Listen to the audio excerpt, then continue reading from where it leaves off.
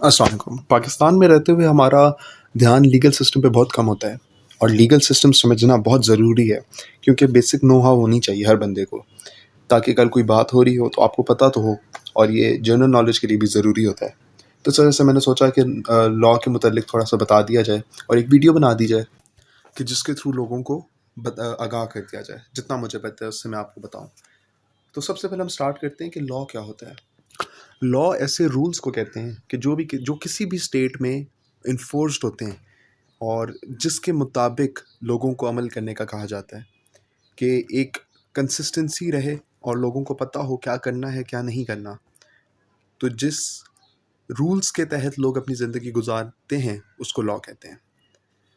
तो दो तरह के लॉज होते हैं, एक होता है सिविल लॉ और दूसरा होता है क्रिमिनल लॉ। जो सिविल लॉ है वो डील करता है लोगों के दरमियान जो अख्तलाफात हो जाते हैं या जो डिस्प्यूट्स हो जाते हैं, उसमें जो फ़ैसला होता है वो सिविल लॉ की बेसिस पे होता है। और दूसरा है क्रिमिनल लॉ। क्रिमिनल लॉ वो है लॉ है कि जिसमें कोई क्राइम हो और उसकी पनिशमेंट से रिलेटेड जो भी लॉज हैं वो क्रिमिनल लॉ में आते हैं। अच्छा जी, अब ये दो हैं, इसको हम थोड़ा सा और मज़ीद समझने की कोशिश करते हैं। तो सिविल लॉ जो होता है, जिस तरह मैंने अभी बताया, पहले सिविल लॉ को देख लेते हैं। तो जो सिविल लॉ होता है ये डिस्प्यूट्स बिटवीन पर्सन्स को डील करता है। अब इसमें केस जो फाइल करता है वो इंडिविजुअल करेगा, यानी प्राइवेट प्रॉपर्टी जो है वो केस फाइल करती है।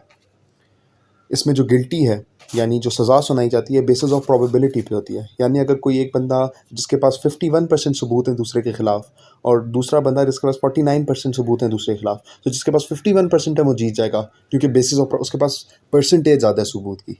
तो फैसला हो जाएगा और उसको सज़ा सुना दी जाएगी जिसके पास 49% है। अच्छा, अब इसमें सज़ा जो होती है वो या फ़ाइन होगा या कंपनसेशन होगी।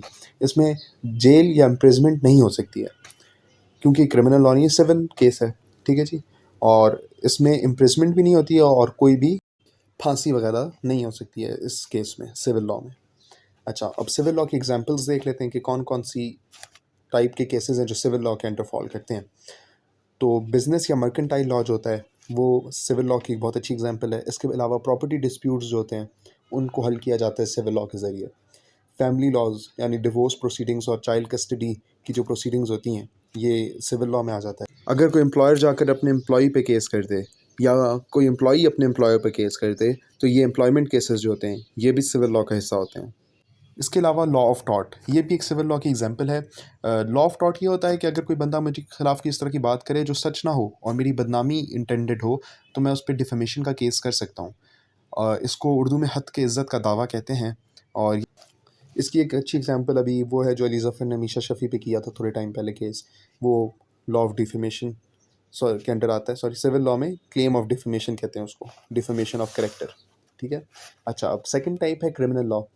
क्रिमिनल लॉ वो लॉ है जो डील करता है क्राइम्स और उसकी पनिशमेंट के साथ। इसमें जो केस है वो फाइल इंडिविजुअल नहीं करता, इंडिविजुअल की बिहाफ पे नहीं होता, गवर्नमेंट की बिहाफ पे होता है। क्योंकि अगर इंडिविजुअल करेगा तो वो आउट ऑफ कोर्ट सेटलमेंट कर सकते हैं और फिर केस वापस हो जाए। लेकिन जो क्रिमिनल है, गवर्नमेंट ये चाहती है उसको सज़ा मिले।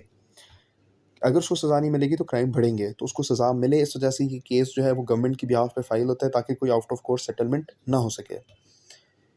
इसमें जो बंदा गिल्टी है उसको, मतलब जिस बंदे के ऊपर इल्ज़ामात हैं, उसको गिल्टी सिर्फ एक सूरत में करार दिया जा सकता है जब 99.9% प्रूफ्स उसके ख़िलाफ़ हों। यानी हमने पहले देखा सिविल लॉ में तो 51% आपको प्रूफ चाहिए था, लेकिन इसमें 99.9% चाहिए, क्योंकि इसमें इम्प्रिजनमेंट भी होती है और इसमें फांसी की सज़ाए मौत भी सुनाई जाती है। तो इसमें उनको कोई शक व शुबा ना रहे ये देखना लाजमी है, क्योंकि अगर कोई शक है तो फिर उसकी बेसिस पे किसी को सज़ाए मौत सुना देना तो ये तो बहुत मसला हो जाएगा ना, उसको बेकसूर को फांसी लग जाए। तो इस वजह से इसमें 99.9% प्रूफ चाहिए होते हैं, और इसमें प्रोबेबिलिटी की बैलेंस ऑफ प्रोबेबिलिटी की बेस पे सज़ा नहीं सुनाई जाती, बल्कि बियॉन्ड ऑल रीजनेबल डाउट्स सज़ा सुनाई जाती है। और इसमें पनिशमेंट जो है वो इम्प्रिजमेंट भी हो सकती है, फ़ाइन भी हो सकती है और सज़ाए मौत भी हो सकती है। अब इसकी एग्जांपल्स हैं हमारे पास: चोरी, डकैती, खून खराबा, मर्डर और टेररिज्म।